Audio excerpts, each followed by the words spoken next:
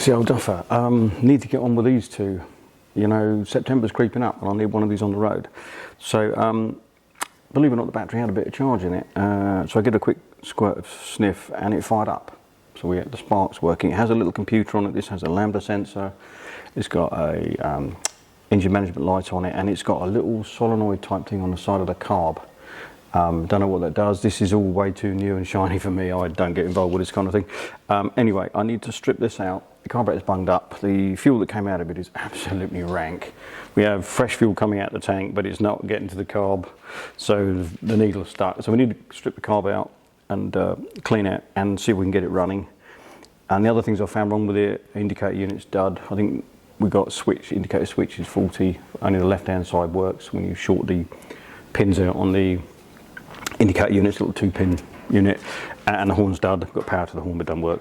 Other than that, electrically, and the rear brake light switch, no big deal. So other than that, electrically it's there. So if we can get this to run some sense, and the other question is, will this run with the earlier carb that doesn't have the electronic doodad on the side, without the engine management little computer box wizardry here, having a brain fart and getting all emotional? Will it shut the ignition down? I don't know. One way to find out, I suppose, is disconnect it and see what happens once we get it running. It's just another option, because this carb, when I take it off, you'll see it, we've got a fuel tap on the tank, but then it's got a fuel tap on the carb. So this is clearly off for something else, typical Chinese. It just adds confusion. You don't need, and the lad that's riding it, lovely kid, but he's got no common sense. So it's the sort of thing where if you ran it low on fuel, you'd end up turning the wrong tap to reserve, not the main. You can and end up getting stuck. You know the drill. Even though it's got a fuel gauge, you don't know whether it works. It's got a gear shift indicator. Why you need a gear shift indicator? I've been riding motorbikes for 40 years without a gear shift indicator. Do you really need one? Nope. It's got a stand switch. That'll give trouble. It's got a clutch switch. When I first tried to get it going, it wouldn't fire. I pulled the clutch switch in, hit the start button, it fired up on a little bit of sniff I'd squirted in the intake. So yeah, I understand the safety aspect, but these switches are not properly waterproof and they just wreak havoc. Added complexity makes for unreliable vehicles, modern cars. So what I'll do, I'll get you in a bit closer, I'll get this whipped off. The choke cable's stuck on it. Again, I don't think it's anything that's really been lubricated, and it came from Wales, which is very wet on a good day. Lovely part of the world, used to live there. But it does rain a hell of a lot. So we'll quickly whip this off. And I'll get you in closer and we'll strip this carburetor down. I'll see if I can work out what this electric doodad does. It's only a 2-wire thing, so it is a solenoid of some description. You can hear it clicking when you turn the ignition on. You can feel it if you put your finger on it. So I don't know what it does. It must be something to do with mixture control. Being it's got a lambda sensor. The earlier bike has a standard carb with manual. This has a manual choke as well,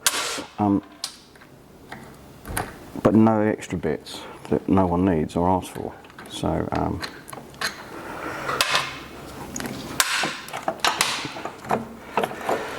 okay, that's just hanging off in the breeze. That's rough. See if we can get the airbox off. Yeah, then these things generally are, 50cc bikes, even back in my day, were wretched things. So these won't be any better, that's for sure. Chinese rubber isn't rubber, is it? It's, yeah. Anyway, we will. Is that going to undo or snap off? Oh, it's going to undo.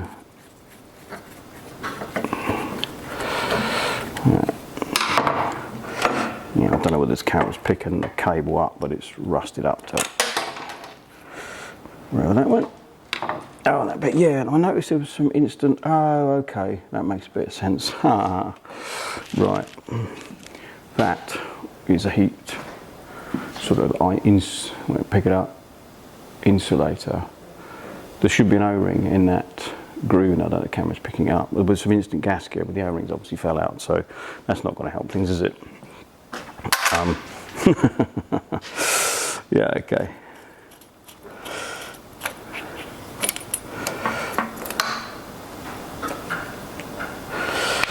They're normally broken. Right, I'll bring this up. Oh, there's the O-ring. So we have, oh no, okay, we've got an O-ring in the carb, but the one off of the plastic that faces the manifold is missing, so, okay, that's not going to help.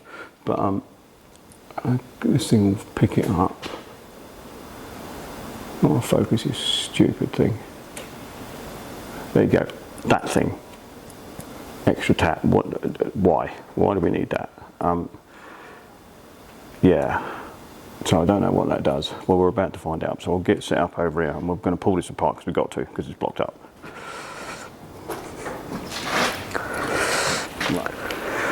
Right, let's see what we've got. Some water ran out of this one, I'll tip this up. So,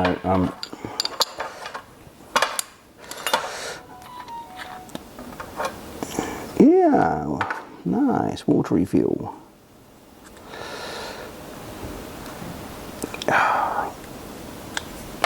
And a strainer. That pop out? Yep. Yeah. I don't know whether the camera's picking this up with these blobs of water everywhere. That's not going to help. Alright, let's get the float bowl off. I know these bikes were laid up for a little bit, though they were undercover. I imagine it's condensation in the tank. The tank was really clean. And this fuel absolutely reeks. Oh god, yeah. Well, I've seen worse. I've seen worse. I've seen a lot worse. Nothing particularly complicated there. So let's just take that pin out. Which way is it going to come out? That way.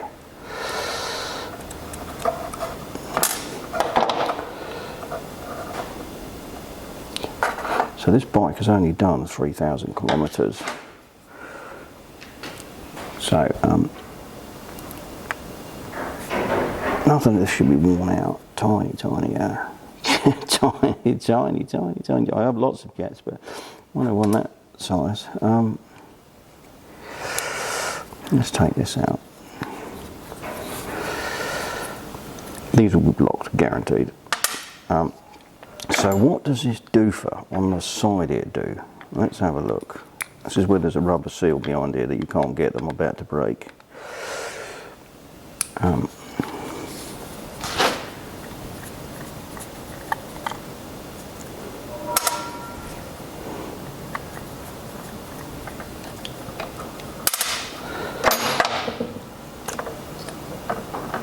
Right, okay.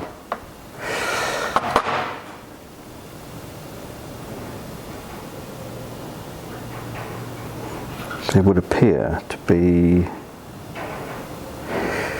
grab a little, you can definitely hear this thing click and feel it doing something when you put your pinky on it.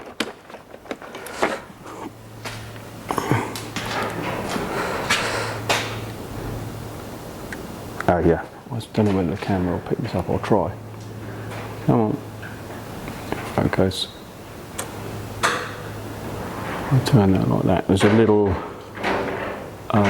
plunger in there. Let me get it in the camera. Now that goes up and down. I don't know whether you can see that. And there's an orifice there. That obviously opens and closes. And in this carb, there is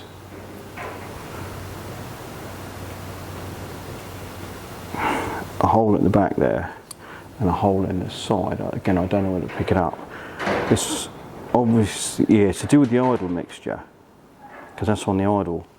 That there is where the idle jet goes. Interesting. Why?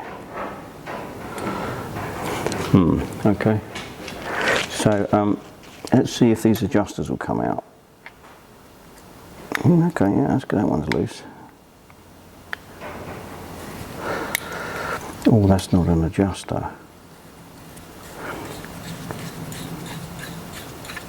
I don't think. That looks more like a fixed jet. Again, yeah, it is an adjuster. But that was locked off. I wonder why that was locked off. Normally, I'll get it to focus. That screw there is your idle mixture adjustment, and that's your idle speed adjustment. And it was right bottomed out, which is that because of this electronic doofer? Don't know anything about these carbs. So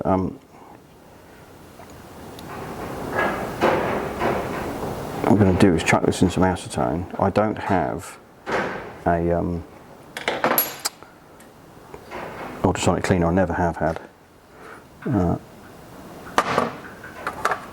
I've managed all these years without. Yeah. Now these jets are going to be so small.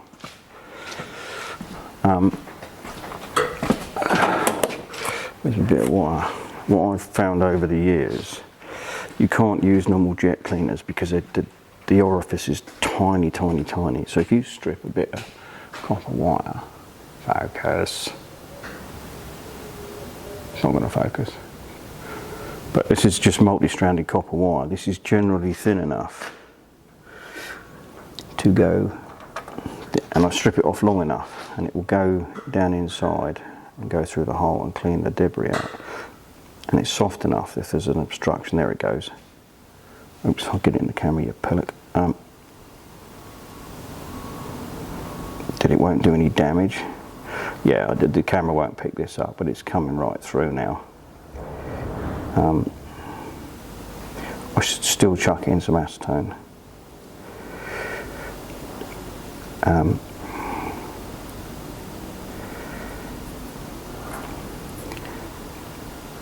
Because you can very easily damage these jets with carburetor cleaners, because the drillings in these are just so small.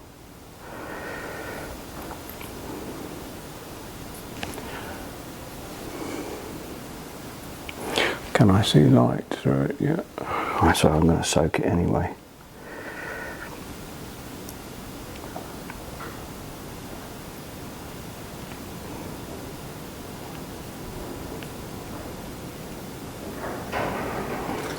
I don't know whether that will focus on that.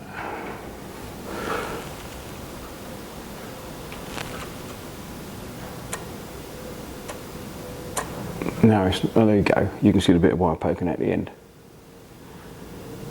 So we've cleared that one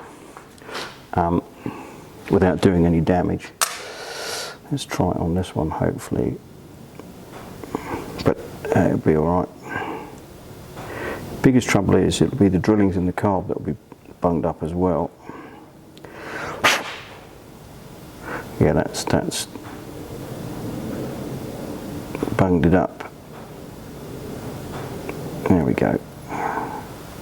I'll pull this up again. Single focus.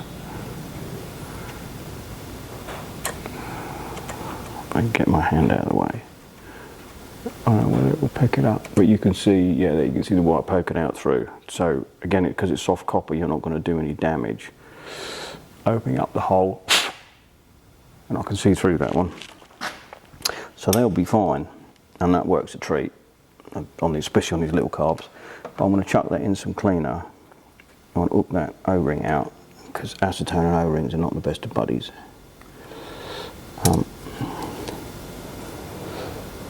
And then blow this through. Yeah, there's glue and all sorts on here, and I need to find an O-ring for that plate which goes on here when we get an air leak. Marvellous. See what I've got. Yeah, so I'm going to go and soak all this in a a jar with some acetone in for a bit, and I'll go and see if I can find an O-ring. It's all back together. I have had it running. Running without the fuel on. No. You do need that little, what would have been oil air mix shut to get it to run. It does seem, now it's got going, it seems to sort itself out and the engine management light stays off. Washed out the air filter, sprayed it with the old foam air filter stuff. The thread in the end of it is gone. The right hand side indicator is working and the flash unit's working, so we need a switch and a brake light switch.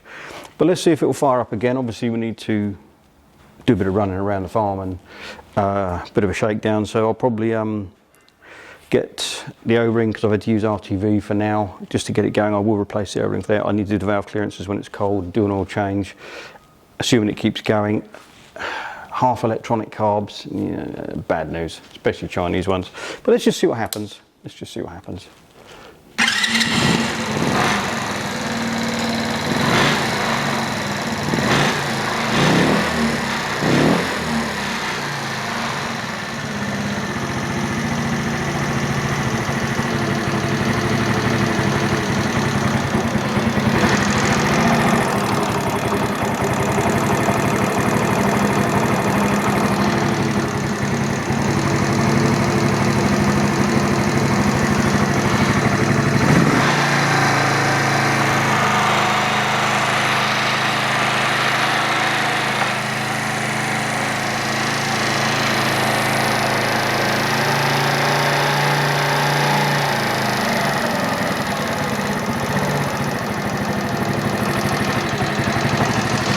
So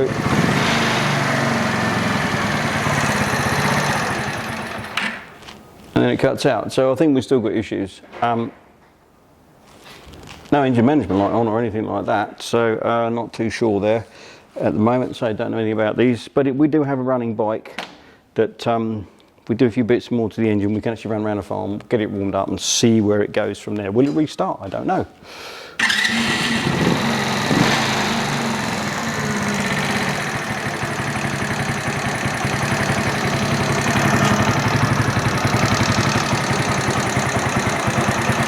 Is it running too slow? Probably, because of course these things have got no flywheel. So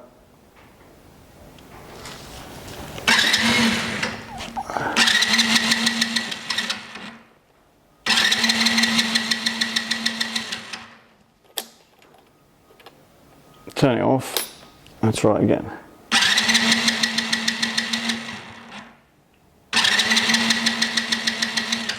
So I would imagine we have an issue there somewhere.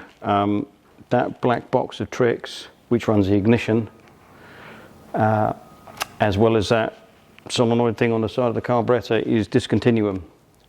So I don't know quite where we go from there. Whether I could scarf in a standard CDI and a different carb and get rid of all that nonsense that nobody needed, asked for or wanted.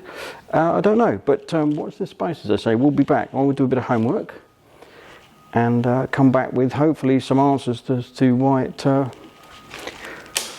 runs fine and then messes about. So right, well, excuse me, after much research later I found out that taking the tank off revealed a standard CDI unit, so then I got curious.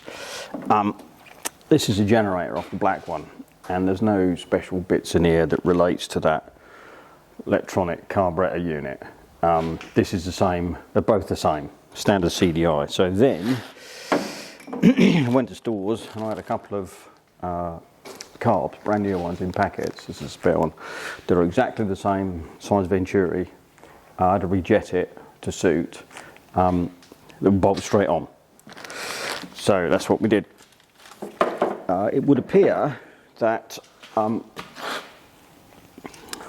all this nonsense, I would imagine, is to do with, still feeling it, controlling some sort of emissions. And I noticed that the throttle slide is much longer. I've actually machined 5mm off of this. You can only ever open this carburetor up to half throttle. No wonder these things are gutless.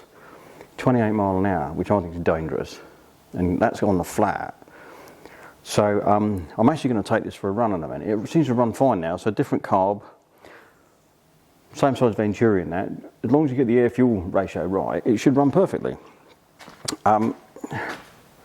So I'm going to put the seat on and I'm going to take it for a run up around the roads and see if it'll start. Well,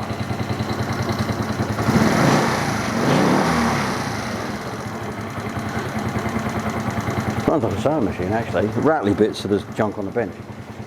So I've got a camera on the front. We'll get organised. We'll go out the door. I'm not going to put the side panels on. I'll just chuck the seat on it. And we'll go for a run and just, well, I won't say rip because that's not going to happen, but let's just see what it goes like. I'll blow the tyres up, I think they're a bit soft, and let's just get it warmed up. I'll bring it back, drop the oil out of it and do a bit more to it. And then we're into electrical issues. Switch is not quite happy, lubricate all the cables and a general service. I'm going to put a little screen on the front here to put the L plate on. I've got to replace the headlights that cracked anyway. We're going to go to our LED, all aluminium with the halo LED side lights and that, with the H4 bulb, so it'll be much better, make a much better light for him. I don't like those L plates stuck out the side off the fork. It just looks wrong. Why do we need to put an L plate on the front of a motorbike when your number plate's on the back anyway? So having a little screen on the front, it won't do a lot for aerodynamics, but it means we can stick the L plate on for him and it's not so silly. But as you can hear, it is certainly, now it's running lovely. Let's I went up 2 jet sizes to get it to pick up right and sound more like it was in business mode. So we'll see. But if it would do 40 mile an hour, you know, on a flat and 30 uphill, got some steep hills around here, that'll do. That's, you can keep up. This is only going to get ridden on, you know, B and C roads, but at least you keep up with the traffic and not be a damn nuisance. You know, some of them 28 mile an hour on a flat going uphill is less. You'll be overtaken by a cyclist. What's the point? But maybe that's what it's all about. Get us all off the road. So we'll get organised and I'll take you for a ride. Let's see what happens. You see me leaving the farm here. Unfortunately, the audio is unusable on this video clip, so I've had to overdub it. And this road is a hill each side of a flat spot, which is great for testing bikes and cars and see if they pull. So pulling along nicely here, riding like a 50, bit flat, but it's all right. Going downhill, getting up a bit of speed, and then I run into a car coming the other way, which is unusual. But as I get past the car, we hit the bottom of the hill, and it then starts to fade out, pulling up. It's just gasping for fuel. It didn't splutter or die. It just had no go. It's completely flat.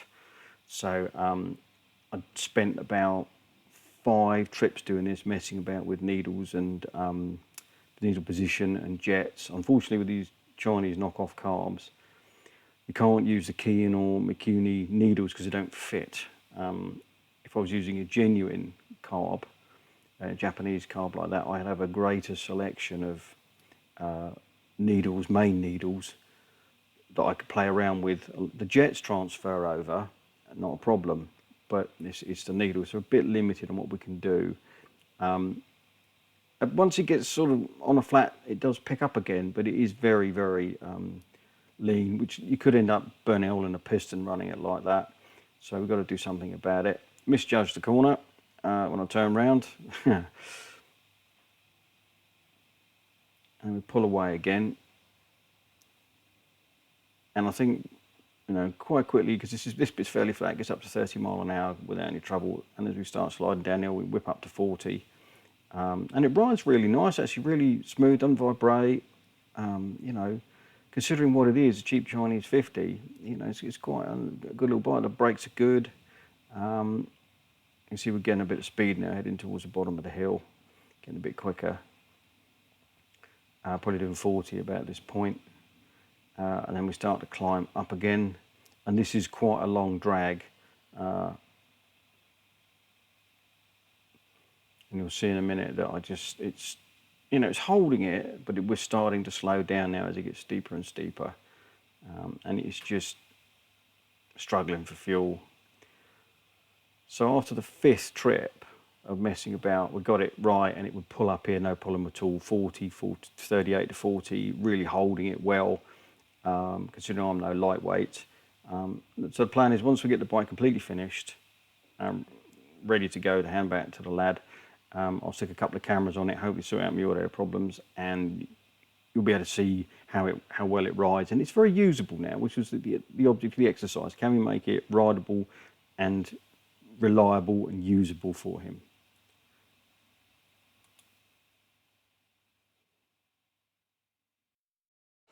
Right, as you've probably seen for a little bit of video of running up the road. It's as flat as a pancake. It's running very, very lean. So I'm going to go up from a 92 to a 95 jet and see what that does. I do want to see if I can get it rich and then dial it back a bit. But now it's warm, because I had it running before I went off, so I know I could open it up without worrying about it. And I want to pull the drain bung, and while it's draining, I'll bring in and we'll whip that carb off and put another jet in it. Hopefully that wasn't done up by a gorilla.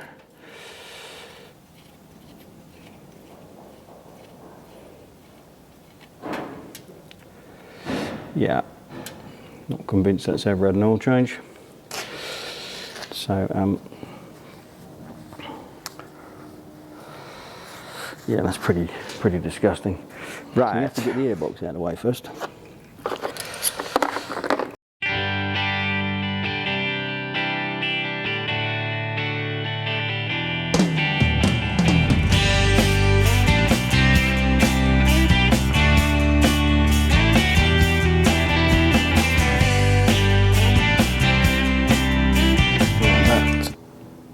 O-ring has decided to expand with the petrol.